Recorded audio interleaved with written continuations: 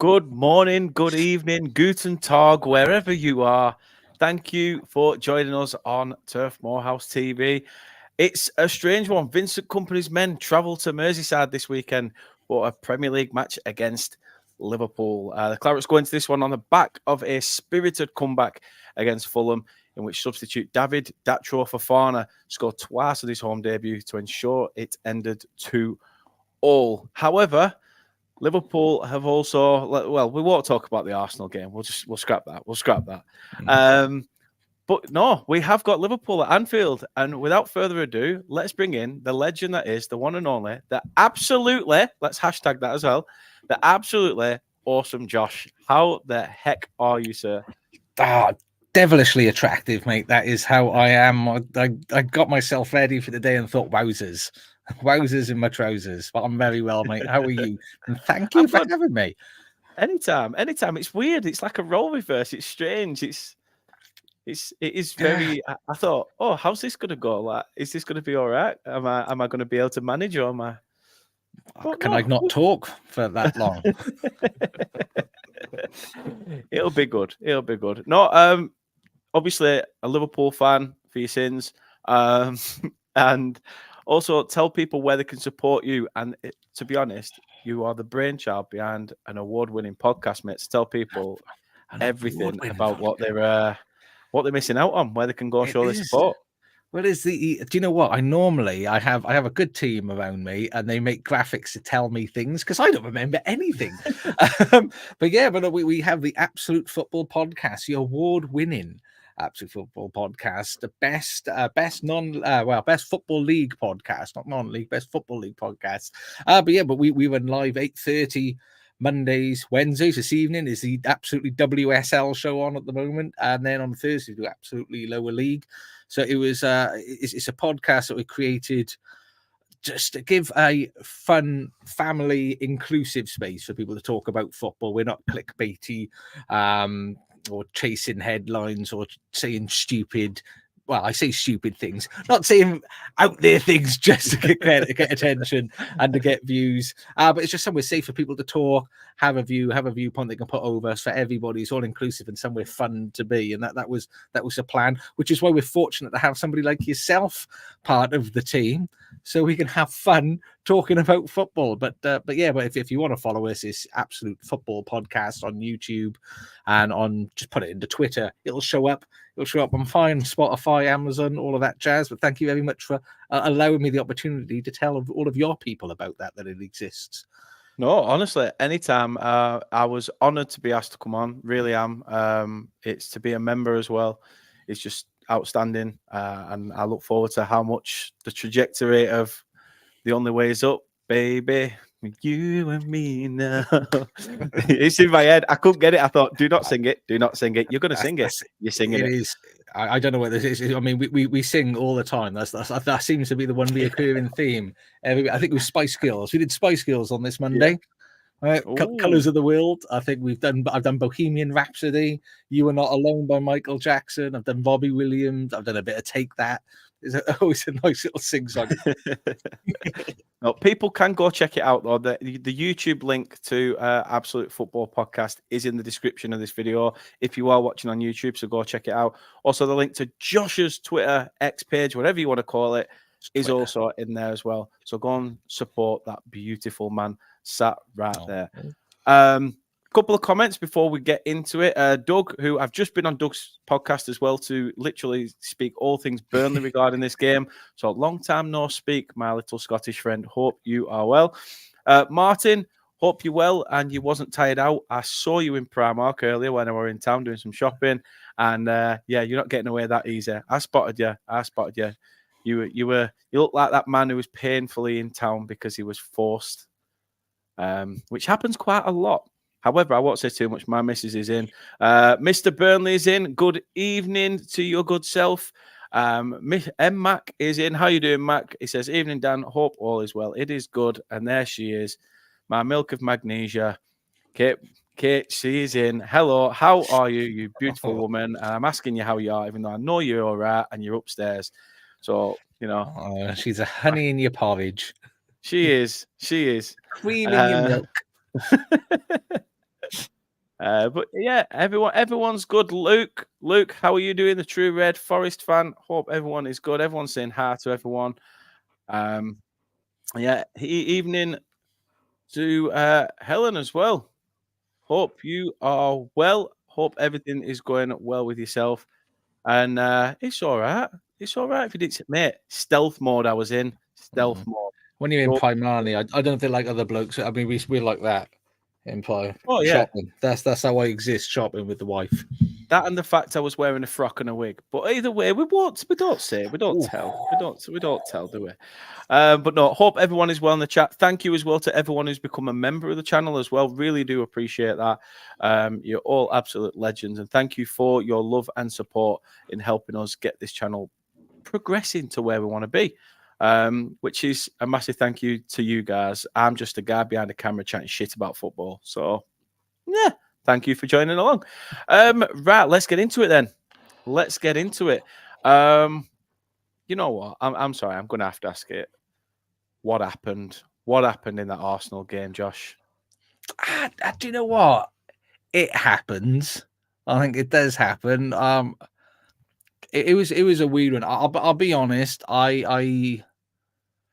We didn't deserve to win. I think I was quite clear. Quite clear. We weren't the better team. We sort of like have to. We have this Liverpool thing where when I was watching it and following like the highlights and bits and pieces, I thought we're not ahead. That's fine. We went behind. It's fine. It happens. It happens, you know. And then when it was 1-1 at halftime, I was like, this is what we do. The second half, we'll come out buzzing, pumped up, and we'll do something. But it just didn't happen in the second half. I think the confusion between Virgil and Alisson, it's got to happen 1 in a million. That's why it's called 1 in a million. So it needs to happen. Otherwise, it's not 1 in a million. They would be perfect then. But it was just disappointing. We weren't slow. We didn't have that bite. Like I said, Virgil switching off, letting the ball bounce as soon as it went over his head and it bounced. I thought, oh shit! I don't know if I'm allowed to say shit. Where's your sort of level? Yeah, why not? Go for it. Go for it. That's all right then. And then you know when Alisson nearly wiped him out. I don't know if you noticed Alisson had to pull his leg at the last minute. Otherwise, he would have booted him into the stratosphere. I think Virgil would have ended up in the halfway line. Otherwise, and I think that moment is when that didn't help. But I think we missed Nunes. I don't think, and even though he came on late. He's probably a little bit lethargic because of his knock that he did have. And I think we missed that energy a bit. Obviously, everybody would miss Salah.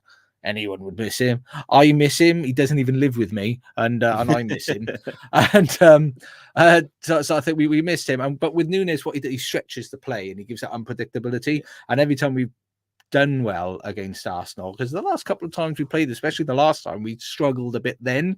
But we've had that pace and that ball over the top that Salah or Nunes would get onto and just create that little uncertainty, because you don't know what Salah is going to do because he's a genius, and you don't know what Nunes is going to do because he's a lunatic. So that unpredictability you struggle with. Szoboszlai not being available in midfield, I think, messed up that balance. Conor Bradley, unfortunately, with his father passing away, that would have thrown a little bit of uncertainty into what was going on. Maybe Trent wouldn't have started ordinarily because he's only just coming back. So I think there's a lot of uncertainty. I think it was Robertson that was back for the first time. I think that was his first game back in a while. When he came on, even to this, Civi wanted to take part then. My phone started flashing up. I think so there's just a lot going on there that that didn't really come together for us. So, but it happens. I think it was a bigger win for Arsenal than it was a loss for us. Yeah, so I mean, Max says it there. Arsenal are a horrible club. Those celebrations were outrageous. They won a game. They ain't won anything else yet. And I mean, that is a true point. He also goes on to say, and I hope they don't win out, which is a fair assessment. I mean, you're top of the league. You're top of the league. Surely you'd have snapped your hand off for that at the beginning of the season. Yeah, I mean, especially when you think at the start of the season, we had no midfield, so everyone went. They were all gone. All these players shifted out. That was very unnerving. And it looked like we didn't necessarily get all the first choices that we wanted to have. Obviously, with Endo, I don't think Endo was planned. I don't think Gravenberch was planned. So that No. midfield was very uncertain. There was nervousness. I was nervous defensively. We looked a bit thin on the ground. And obviously, Matip gets injured. That's his thing. That's what he does. Who knew Conte was going to come through? Who knew Bradley was going to come through and do bits? Yeah. Who knew Joe Gomez was going to have one of the best seasons I've seen him in Liverpool, in a Liverpool shirt so far. Chris Jones has had probably his best performances. We didn't see any of that coming. So yeah, I was unnerved. I think when we did our predictions on the Absolute Football podcast, I think I put Liverpool like third or a second out of pure sort of like the fact that I can't think of us any lower than that. But yeah, I would have taken first at the moment. 2 losses after how many games are we? 20-something odd games. I take that, and this. Yeah, Premier League's competitive. It's tough when you had to go through a sort of rebuild that we've had right at the last minute. It is, it's nice. It's happy. It's happy I am with it, and I'll take it. And I love the fact, you said about horrible Arsenal, their celebrations outrageous. I loved it because what it reminded me is just how much bigger we are than they are. Liverpool are so big. We're so big that Arsenal beating us to try and hang on to our coattails is like life. They celebrated it like minnows winning an FA Cup game, didn't they? It's just stupid, absolutely stupid. I mean, I'm looking at the stats for this game, and obviously the loss ended the 15-game unbeaten run in the Prem. However, at home, you are unbeaten in 23 league matches, which dates back to October 2022 against Leeds.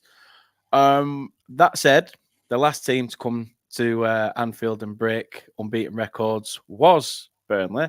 However, 2021 in January, wasn't it? It was, yeah. The 68-game unbeaten run at Anfield. Penalty in Ashley the Barnes from the minute. spot. Yeah. Very, very late penalty that decided that. But you've also won 8 of your last 10 Premier League games against us, winning each of the last 4 in a row by an aggregate score 4 of 8. 4 in a row? But yeah, you beat us by an aggregate of 8-0 in the last 4. So it's not looking good for us. But however, we've got a yellow away kit. We had a yellow away kit when we did the last unbeaten run. I'm trying to find anything. I'm trying to find absolutely anything. But yeah, it's the season. How do you feel going into this game? Like you say, obviously, it's probably the worst time as a Burnley fan to go into it after the game we've just had against Arsenal. It's almost like if you want to stay top, you want to keep going.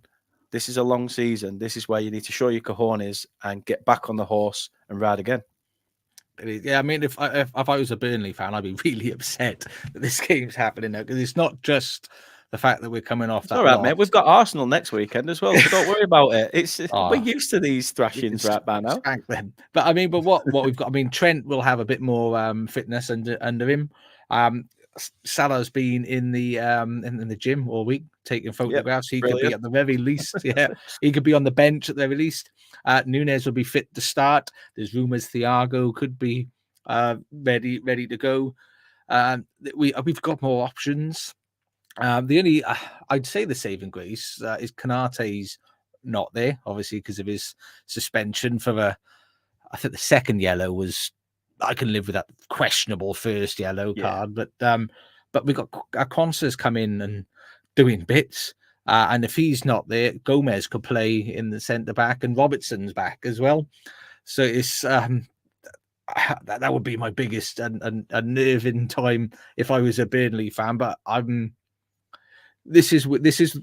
games like this for Liverpool will prove whether we're worth anything this season, whether it's going to happen. Because when I spoke on our podcast about Klopp leaving, the big difference is, when you remember the Brendan Rodgers, and you go far back as Rafa Benitez when we were chasing United, but then we'd play Stoke and we'd lose. We played I always remember we played Middlesbrough and drew, and the Middlesbrough got relegated and they tosh all season. And when we were playing Crystal Palace under Brendan Rodgers and we capitulated when we were up like 4-0 or 4-1 or something stupid like that. Games like this historically, before Klopp, were ones that I would be nervous. It's giving me PTSD. It means all of these sort of games I worry about, because historically these are the ones we've always suffered in. However, over the last sort of Klopp era, he's gotten rid of that. It hasn't actually happened, and other people who aren't Liverpool fans are much more confident about these games than what I am as a Liverpool fan. But as I said, that's because I've been a Liverpool fan for 32 years, so it's just been. I'm that old. I don't look it, but I'm that old. You don't look a day over 21, mate. Oh, 20. No, yeah, okay. But yeah, I think we should be happy, really, as a Liverpool fan going into it. It's a nice game to have, going up against. And I don't mean to be mean. I mean, I really don't. But it's not Burnley's time at the moment, is it? It's not, mate. It's not. Speaking of time, and time's up. I think you summed it up there. Leading into it. This man who's he's created lots of wonderful memories at Anfield and away from Anfield. More recently, losing his wedding ring in front of Sky cameras, but obviously, Klopp leaving. I can obviously. You've had time to process it, I guess, a little bit now. Yeah. But even though the conversation still comes up, it still hurts, doesn't it? As a Liverpool fan, it's horrible. It's one of them surreal things that, because it's like, what is it, a week ago, 2 weeks ago now? It feels like this big period of time has elapsed that's due to get you, but it still sort of feels like it's one of them things that it's not quite real. It can't be, and because of the way that he sort of conducted himself since, there's not been any sort of like memorial service, or he's not been like playing it like The Last Dance, like lapping every game and all that. It's horrible. It's not nice. It's still really emotional. I mean, I think you were on the pod. I came on the podcast. You were hosting it because of Sam's internet worries. Yeah, which are very unexpected. That, but yeah, it's hard, and I think, like as I said, well, people might not have seen it. If you haven't seen it, you missed out. What a treat! But he's created such a family atmosphere and such a togetherness and a pride. And what he's done, he's got all the fans. Liverpool fans. I mean, even though I'm Welsh, I don't live in Liverpool. Who would have guessed it? But it's all right. It could be worse. There's a lot of Manchester United fans that don't live in Manchester and have never been to Old Trafford. So I mean, I've been there. I've been to Anfield quite a few. To getting tickets is like rocking or shit. I was going to say rocking or shit is the words I was going to say as well. It'd be easier to catch clap off the Pope than get a Liverpool ticket. So it is quite. Say that. I've just cleared up. I hope you. Did he tell you how many Hail Marys to say afterwards? No, but he supplied me with a lot of Bloody Marys beforehand. I've heard that, but yeah, it's. I mean, my thing. And just as a background, the reason why I'm a Liverpool fan is because of Ian Rush. I live in a valley, so you can't support Cardiff or Swansea because they're townie scum or dirty townies.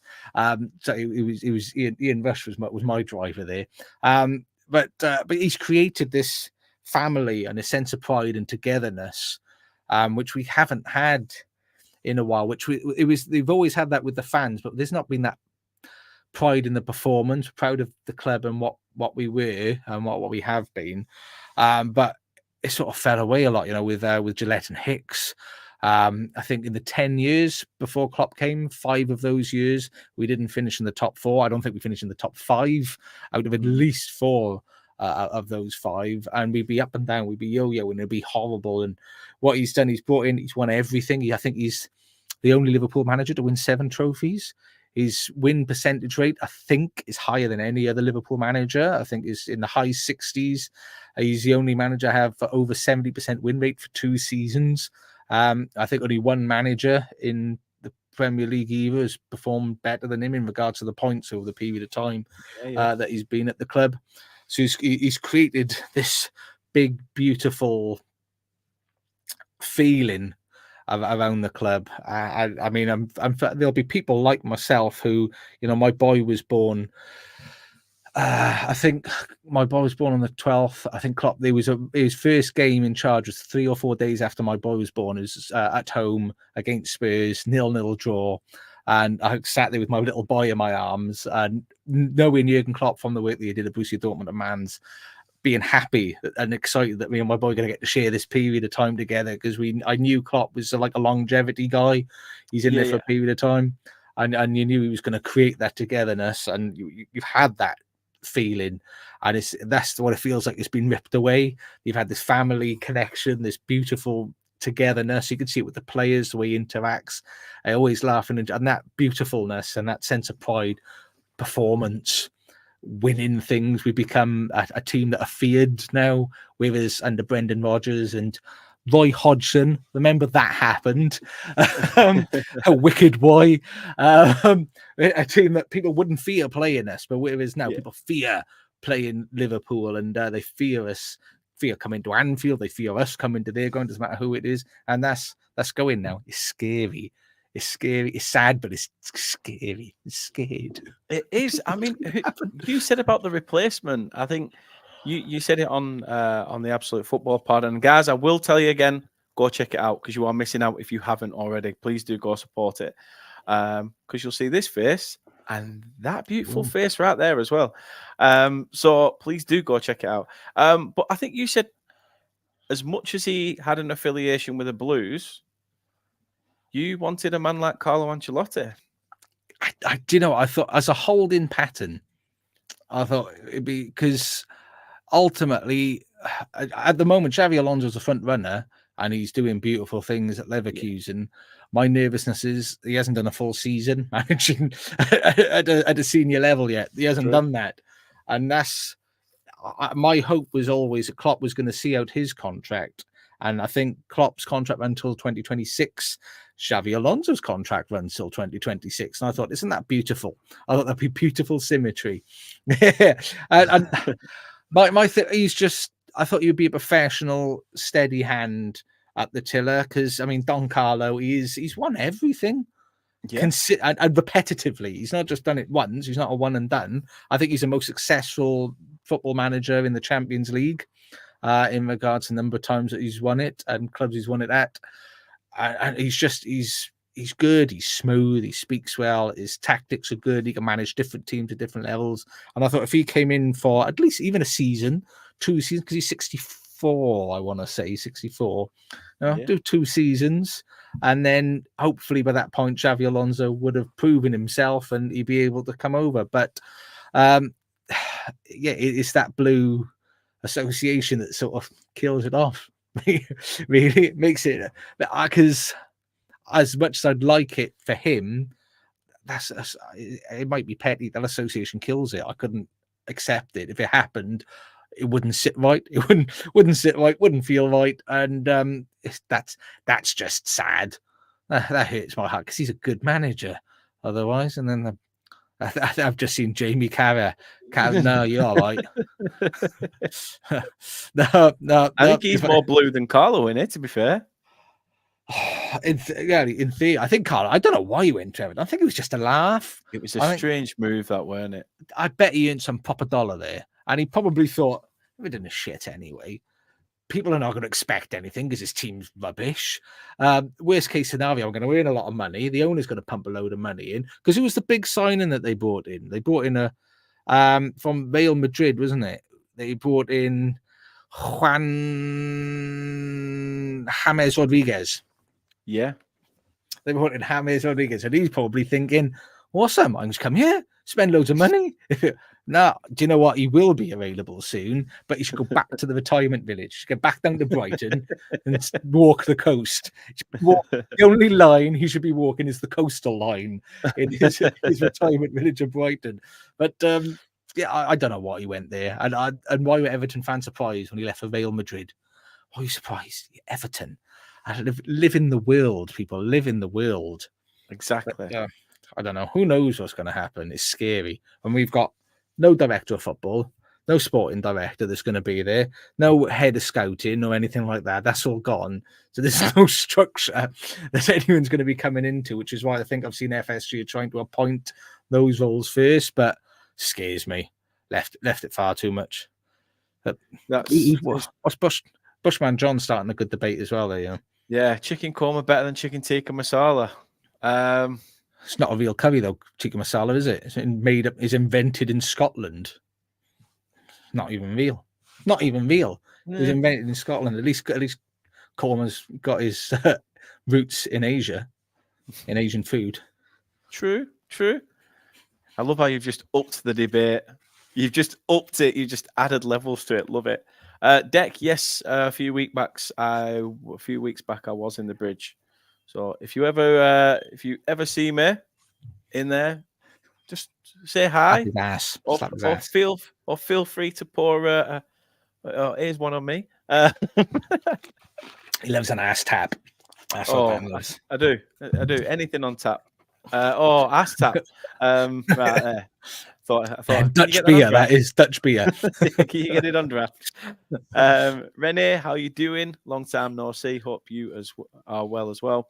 Luke says, as soon as the news came out, people were cropping Klopp and replacing Steve Bruce. that did make me giggle. Bushman John's on a rampage now. That's it. How tall is he? You've antagonised the beast. To a headbutt Klopp. Bushman John must be at least 6'2". Klopp's huge. Everyone's saying hi to each other and appreciate it, Deck. That's lovely. Top man. So yeah, obviously Salah back will be massive for you, won't it? Potentially. I'm sure if he's in training, he'll at least get some minutes. What do you think going into this game then? Because like I say, it's the perfect tonic really for the recent fixture you've just had, getting back into the swing of things, and also what have you made as a opposition fan looking at Burnley this season? Which one do you want me to answer first? Feel free. Take it in either way, which way you like.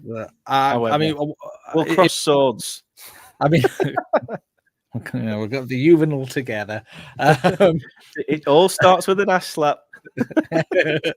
It started. Get in there, you. Who thought it would end with a piss? I think for Liverpool, I'm feeling for Liverpool in the game. I think Xavi he can't manage his own self. I think from a Liverpool perspective, I like I said earlier, I'm an old dish. I'm not old for the world. I'm past middle age now. I'm probably in the prime of middle age, based on an average life expectancy of about 80. So I'm probably one of the most nervous Liverpool fans you'll ever meet. I would like to think. I think Burnley will probably score because everybody has to score against us. Everybody, we're like a bit like Spider-Man. Everyone gets one. But I think 3-1 is probably where I would imagine it would end up at. I think Nunes. I reckon Nunes is going to pop one in. I think someone in midfield is going to score. And I think he's talking about you.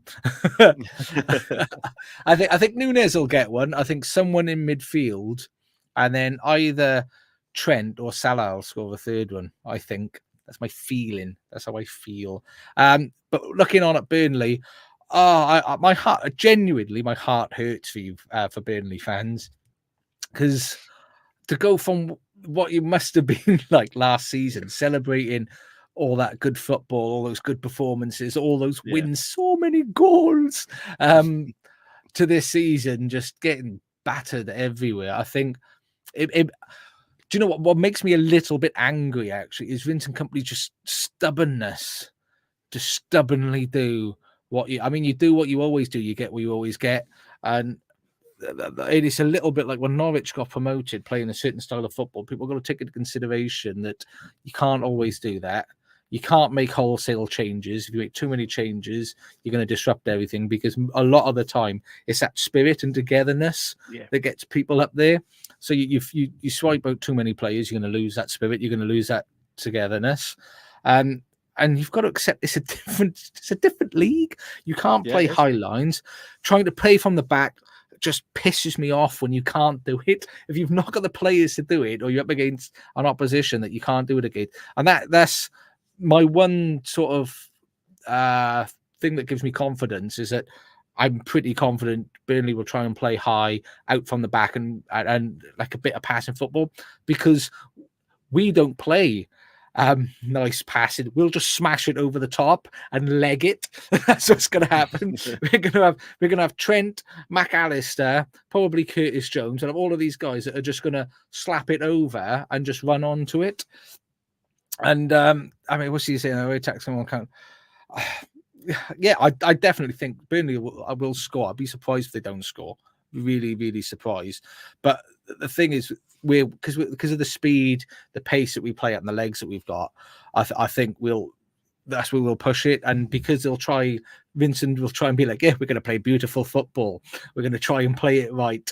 That's fine. That is lovely, because we're going to play high. We're going to compress that space. You're going to be trying to play high and up from the back. We're going to compress that space, take the ball and just keep pitting it over. And I think for a team that plays so fast and such quick attacking football, we have high possession numbers. And that would undo. But I feel he needs to have changed something up. I mean, I don't watch Burnley as intently as you do, I imagine. You know, that might surprise you. But there needs to be a change where there is formation. I mean, if you want to try and play that same style, change the formation potentially to try and give your defense a little bit more coverage and to give you more bodies in the middle, or just drop that line just like 10 yards. And so at least the pitch is a little bit bigger, so you got more bodies back, so it's not so condensed, so you're exposed to a ball over the top. Just do something. Give it a go, Megamind. Try and do just do something different. And it is sad, because I loved Sean Dyche's Burnley, because I love Sean Dyche. Just what a human being. I think he's absolutely superb. Oh, Dyche, fire. Most manliest of man. And I like Burnley's resolve, and that was one of the things I used to like. There's resolved, hard work, determination. They just kept going really industrious. And what it felt a little bit like last season with Vincent Kompany was adding flair and a bit and technique and attacking to that spirit that you had. But this season it's a bit like he's still trying to do it.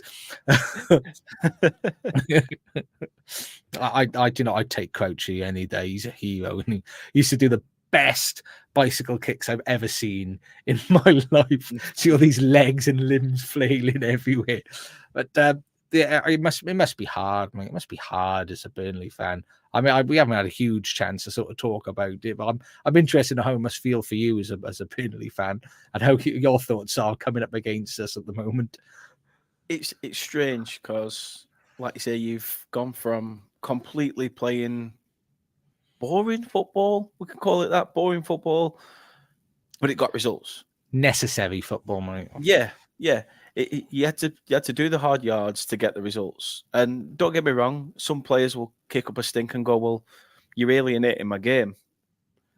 But I'm sorry, but if you want to be a footballer, then you listen to your manager and you work to the tactics you've got. Simple as.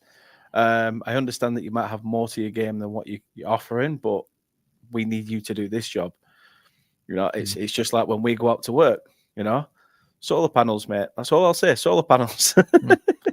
I think football's a tapestry, isn't it? It is, yeah. It's meant, and the joy for me is always, how does somebody outdo somebody else? I like my favorite football game of all time is, apart from Istanbul final, obviously, is Jose Mourinho's Inter Milan. Second leg, I think it was either the quarter or semi-final of the Champions League against Pep's Barcelona. And I mean, what that exposed, and this really upsets people, but what that exposed to me is Pep's inability or lack of ability as a tactical manager. Best coach in the world, tactical manager. He doesn't have it, because what he had was a real change of styles. Mourinho had a game set up to play a certain way, and he was matching the formation. He was going toe to toe with Pep's Barcelona, and then he had a player sent off. I think it was Diego Milito. I think it was sent off. And then he had to change it all up. So what he did, he knew that Pep was going to just try and pass it the ball because that's his beautiful football. So he shut down the middle of the pitch. He had like 800 players all sitting in the middle of the pitch, forcing the ball out wide. So all Barcelona could do was cross it in. And I think he had Ibrahimovic, and Henry. And I think he took on Henry off. And he thought, well, he's going to bring on Ibrahimovic, start putting balls into the box all day long. He brought on Bojan. And that was his tactical answer. But watching that, it was really interesting to see Mourinho play differently to counter that. And what I liked with Sean Dyche at Burnley was he had no money and he was doing what he had to do to get the team perform. And he played well. What he did really well. And it worked. And I think it's perfectly admirable and perfectly acceptable. And like I said, it would have been nice this season if Vincent Kompany showed a bit of tactical flexibility, because I look at us like Forest. Yeah. Look at Forest came up with a bit of naivety, spent a lot of money on a shed load of players, and then eventually thought, shit, this ain't working. Changed it up, and this first half of the season, they were, grinding results out left, right, and centre. So I don't know. Maybe it's that point now where they look at it and think, to stay up, we're going to have to change it. Yeah. And then maybe go back to it next season and sort of just adapt, tweak. What was he up Max saying? 6-3-1. Yeah. Grind it out. Why not? Yeah. I don't. Some people might get. And do you know what? It would make me happy if people got angry about them. Oh, Burnley killing the game. Awesome. That's brilliant. Because you know what? They might be killing your game, but they're helping allow themselves to have another game down the line, That's true. I take it because you've got money now, ish. Yeah. Yeah. So it would be nice if we could. Yeah, it'd be nice if we could actually change something so you could have that second season. So you got that what's the word? Consolidation this season. Yeah. And then you could have done stuff next season, but he's just being a willy. Vincent's being a big willy. He's being a Drake. How do you think Jurgen will set up then? In fact, no, sod that. Jurgen's had pink chicken. Clearly been at the Harvester. And he's given you a call, Josh, and said, I need to pick my starting 11 for the weekend. Who's your starting 11 going into this weekend's game? Same formation, 4-3-3, because I don't think we've got players to do anything else. If based on what I've seen in regards to player availability, I'm just going to read that comment. Yeah, I know. Silly Vinny. I mean, obviously you've got Alisson in goals all the time. He's going to go 2-4. Oh, no, we might as well. But essentially, that's sort of, I think that's our formation in possession is essentially that. Is essentially that actually. I would wager.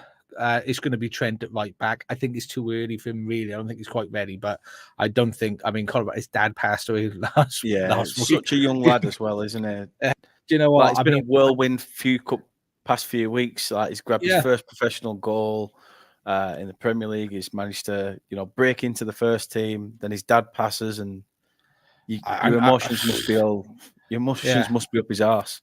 I mean, I wouldn't be able to focus for like a month. No, do you know, and as much as people bare minimum a month. Yeah, and I know people will be like, and he may very well be like, this is the best remedy for me to go out there.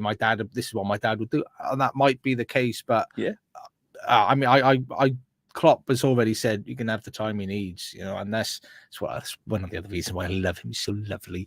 But I'm gonna have Trent in there. It's Quansah, and Big V, the Big V. Left back, I've got to be honest.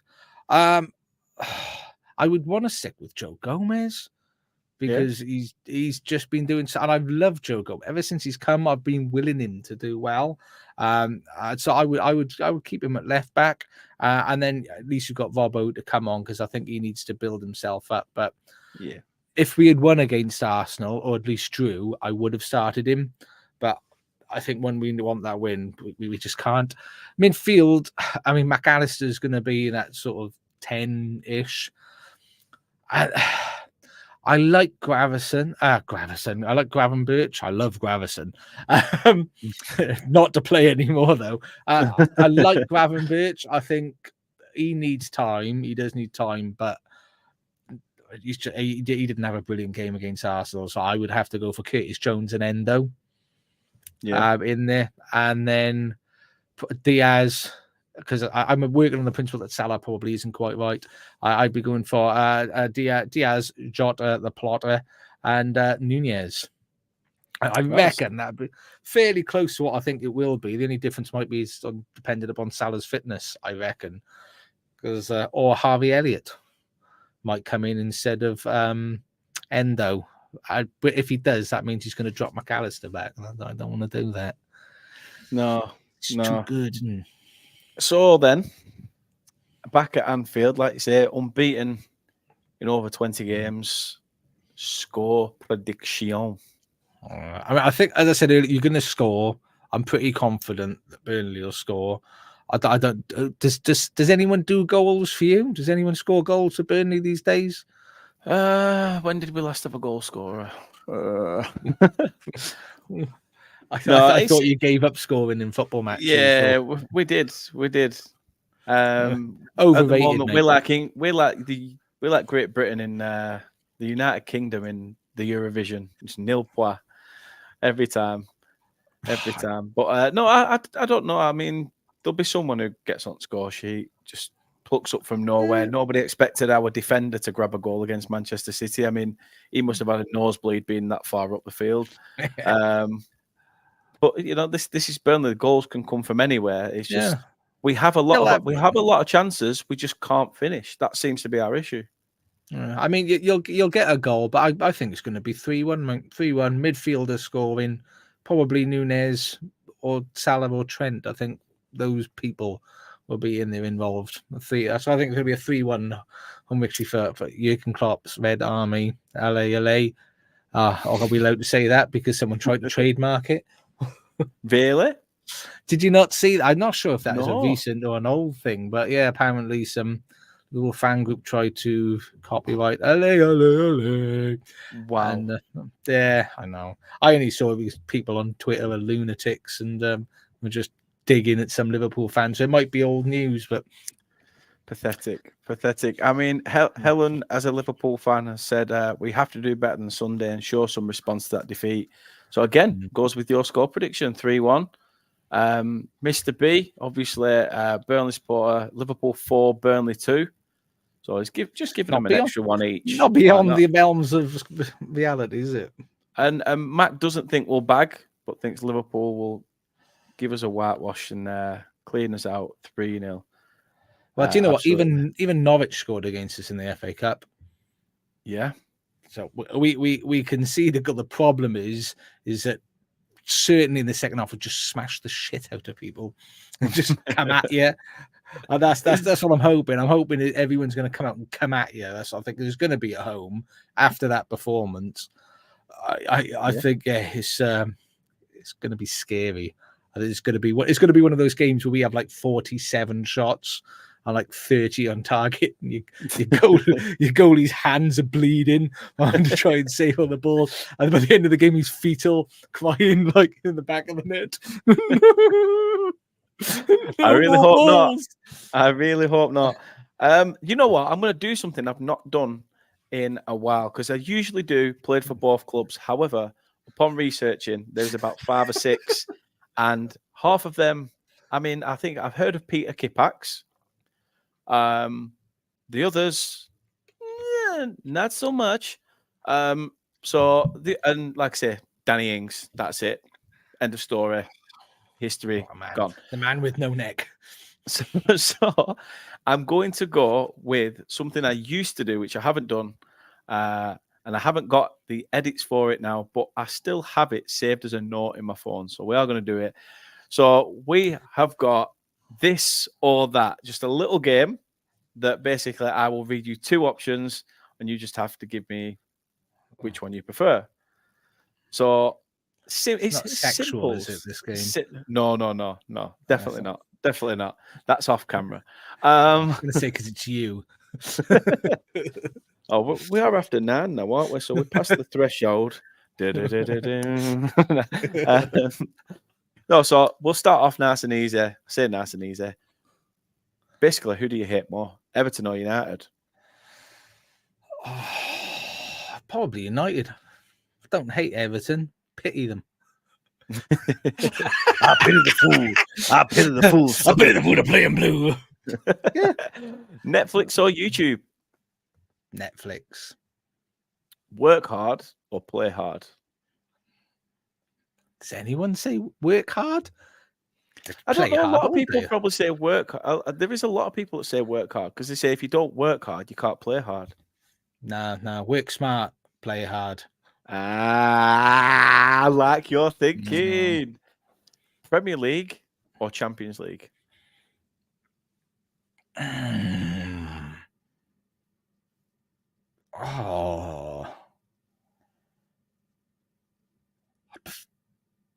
That's hard. I prefer the Champions League. Not the Super League. Before people start. No, that's not a real thing. It's not a real thing. Mr. B's missus has put in that she's gone completely against her other half and said, come on, you Chloe, it's 1-0 to Burnley. I would take a snatch grab. And if it's all like Bushman's prediction, 1 last minute, Muric bullet header. If we are substituting a goalkeeper on in the dying minutes of a game to come on and bang an header, something's definitely wrong at Burnley Football Club. If you don't dream a dream, how can you have a dream come true? You got to dream the dream. You are full of euphemisms, and I love it, sir. I am here for it. I am here for it. The next one, then, Fowler or Owen? Fowler. Don't even need to think about that. Owen, the little. I had to make it. I had to make it between the two. If I included Heskey, we know who'd win. Obviously, Facebook or Twitter. I haven't used Facebook in 10 years at least, so it's Twitter. That one then, doesn't it? Not X. Klopp or Rafa? It's Klopp, but that's tight because Rafa brought some beautiful moments, but he was mental and he had no love. So it's Klopp. It is Klopp. I feel harsh on Rafa. Rafa or Gerard Houllier? I like Houllier. He's just so lovely. I just wanted to cuddle him all the time. He's just so nice. He's just so lovely. And I love the fact he looked like he could never communicate properly. It always looked like he was confused, like he didn't know what was going on. And he had his own little treble. Not the real one, but he had his own treble. Gerrard or Xabi Alonso? In what sense? Who did you prefer? If you were to have anyone in your midfield right now? Gerrard. Sexually, the answer's Gerrard. I'd let him lather me. We know that. We know that. Let him do stuff to me. I'd get a womb to have his child if he wanted it. As a manager, Xavi. I can't get Xavi, then accept Rafa back. Do you know what? For the nostalgia, I could feel it. And I love the balls of the bloke that was like, yeah, I'll go manage Chelsea. You know, I called them a bunch of fake fans. I'll do that. Why not? I'll go manage Everton. Why not? I do. I love the balls of the bloke. I don't know if I would. I don't know. Cats or dogs? Neither. Dogs. I have a dog. Neither but dogs. This is a tough one. Title win, no Champions League. Second place and a Champions League win. Title win. We got loads of Champions League. Champions League coming in our ears. Premier League. Oh, that's true. This is the big question, right? And I've not brought it up for a while, but this is humongous. This is where friendships can be broken.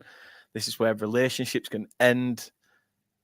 This is the difference between Josh, top guy, legend, Josh, Not just the fact you're a Liverpool fan, but you're a bell. So you need your answer depends on this question. Oh, I'm so arrogant that I just stick to my guns regardless. Does pineapple belong on a pizza? No. Yee, legend! Ding, ding, ding, ding, ding, ding, ding, ding. Get in. It does not belong on a pizza. It is dog shit. It is unnecessary and unneeded. It is just a piece of crap. It belongs on nothing. It should stay on the tree. The tree should remove itself from the pineapple and be disgusted that it's even associated with such an annoying, unwanted fruit. Bullshit. It doesn't belong on pizza. It doesn't. I like it as a fruit. I love pineapple as a fruit. I drink pineapple juice. To be fair, yes, I'll give you that. But on pizza, I like a pina colada. Pizza. No, my daughter has it on pizza. I just don't. My son gives you shit. My son's 8 and he's giving my daughter shit for having pineapple on his pizza. It's just quite funny to watch, really. But I like Rene's. Rene wants to know if you hate City or United. Yeah. Do you hate City or United? Which one would you? Which one do you hate the most? It's City. I don't like because of I struggle a lot because I've quite a high moral threshold. I don't like the ownership. I think the way that they treat people in their own country is quite despicable, and the fact that it's a massive sports washing campaign, and the fact that people will point to, but look at all the wonderful stuff that they've done in Manchester, and they have done wonderful stuff. And do you know what that's called? Sports washing. That is what it is. That is the very definition. Man City are the definition of sports washing. They're doing all these wonderful things, and it's fabulous that these things are being done to hide from the fact that if you're gay in their country, you can get arrested. That doesn't sit right with me. That's not very good. No. Ethically, I don't like the lying. The misleading, the doing things incorrectly. I don't like the fact that they've corrupted the transfer fees and salaries and all of that jazz. I don't like Pep Guardiola. I'm not a fan of Pep Guardiola either. I think I'll upset people because I think he's overrated. And I just I think then exactly that. The fact that they've got more money than the Premier League, which means that they can hold the Premier League to ransom. Essentially, I don't like that. I feel sorry for the fans of Man City, genuinely, because they've done nothing wrong. It's about, and they've had a good loyal fan base that have been with them, and now they're being associated with these lot. And what are you going to do? Not support your team? You know what I mean? It's stupid, isn't it? It is stupid. Josh, it has been absolutely fantastic to role reverse for a change. It's been strange, but to come on and speak all things Liverpool, loving the setup, loving everything, and that beautiful badge behind you. Where can people show the love for the podcast, and where can they find you? It is. Well, the big thing, never mind me. I'm an irrelevance. I'm superfluous. I'm an unnecessary evil in this world. But it's Absolute Football Podcast. On Twitter, I believe we're at Absolute Bull Pod because of character count. So that's why. But genuinely, that the pod's been going on for just over a year now. We've got 3 shows running weekly with award winning. We have won awards that people voted for. We didn't nominate ourselves. We didn't even know it was happening until we won it. And so that was really nice. So, and yeah, we're covering Premier League, women at the moment it's a WSL and Women's Championship, and Thursdays all the lower leagues. We cover all of the football. All of the football we cover. Absolute Football Podcast, 8:30 Monday, Wednesday, Thursdays. We have Dan on as well. Dan is part of our team because we like to have football experts. We like to have experts in their field. I'll go and see if Dan's free. But where's Kate, Dan? Apparently, Renee needs Kate. I know. Renee's asking where you are, Kate. Would you believe it? Renee's obsession with my other half is continuing. I think he has more love for you. If I had to choose... Hey, but thank you for having me on, sir. We're breaking the internet today. We are out here in Africa, living it up. Cheers, Bruno. Appreciate that. Thank you very, very much indeed. for your love and support. So thank you very, very much. And again, Josh, thank you for coming on. I really do appreciate it. Your knowledge, your wisdom, your sense of humor, your character, just everything about you, mate. Class. So people, please do go check Josh out, and also go and check out the Absolute Football Podcast, because it deserves to be going up to bigger and better things, and just raking awards in left, right, and centre. So please do go show your support. The link is in the description, so go check it out. Again, Josh, thank you for coming on. Unfortunately, there is no watch along for Saturday's game. I won't be able to do a watch along because my staff rota doesn't allow me to. I'm in work, so I will be coward. I'll be watching it. I'll be watching it. Don't you worry about it. And obviously, the next one, in fact, I will be doing a watch along for the Arsenal game. So sit tight, because that'll last 10 minutes and I'll turn it off. But no, angry Dan. I will be. And then we've got Palace away. However, I'm going to Selhurst Park, so I've got tickets for the game at. Might be illegal if you do a watch along there. Yeah, definitely. Definitely. No, don't want to get stopped in Croydon. I mean, nobody wants to stand still in Croydon, let alone anything else. So let's just, you're in, you're out, and you're lucky. Make sure you gaffer tape yourself up when you get there. I've got to have my jabs this week before I go. Oh, so, mate, everything that's worth anything, gaffer it to yourself. Thank you very much to everyone watching. Thank you to everyone in the chat as well. Thank you for getting involved. If you like what you're seeing, please do drop a subscribe on the channel. It really does help. As I say, you can find us. Just search at Turf Morehouse on all social media platforms. We are like shit in a field. We are everywhere. So please do show your support. But from me and Josh, however this game pans out this weekend, let's see how it goes. If we lose, we lose. We're used to it.